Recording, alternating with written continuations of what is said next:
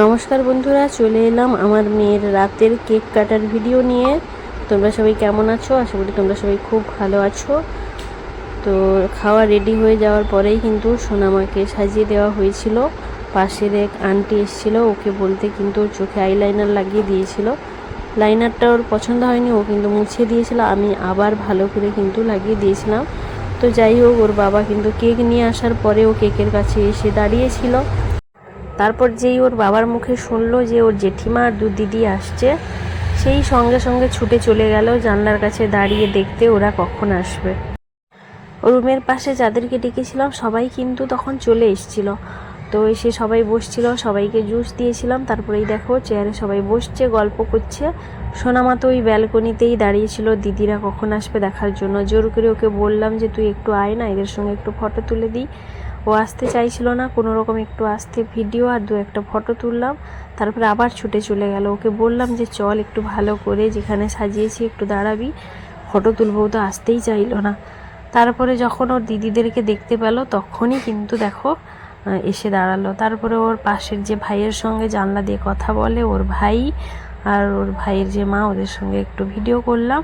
তারপরে দেখো এই একটু দাঁড়িয়ে ভিডিওটা নিলাম। এটাই ছিল সেই দিনের একটু ভিডিও, তেমন কোনো ভিডিও নেওয়া হয়নি। এইবার শুরু হবে কেক কাটা, তোমরা দেখতে থাকো।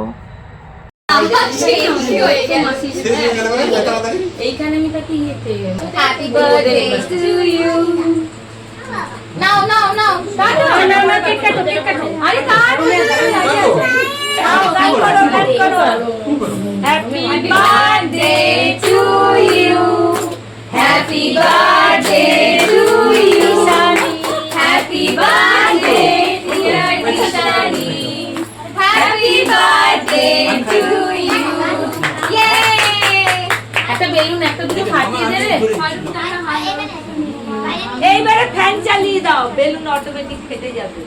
বাবাকে খাওয়া, আমি একটা ছবি। তো কেক কাটা কমপ্লিট হয়ে যেতেই সবাইকে খাইয়ে দিল সোনামা। সোনামাকেও আমি গিয়ে একটু কেকটা খাইয়ে দিলাম। আমি কারণ ভিডিও করেছিলাম বলে ওর কাছে ছিলাম না। আমি আগের বছর কিন্তু একটা ছোট্ট ছেলেকে ফোন দিয়েছিলাম ভিডিও করার জন্য, আর সোনামার কাছে গিয়ে দাঁড়িয়েছিলাম। এই বছর কিন্তু দাঁড়াতে যাওয়ার আগেই কিন্তু কেক কাটা শুরু হয়ে গেছে। তো যাই হোক, যতটুকু পেরেছিলাম আমি দেখো ভিডিও করেছিলাম। এবার দেখো দাদু দিদুনের সঙ্গে কয়েকটা ফটো তুলতে গিয়ে ভিডিও হয়ে গেছিলো। তারপরে সবাইকে বললাম সবাই একটু এসে দাঁড়াও, সবার সঙ্গে একটু ভিডিও করে নিই।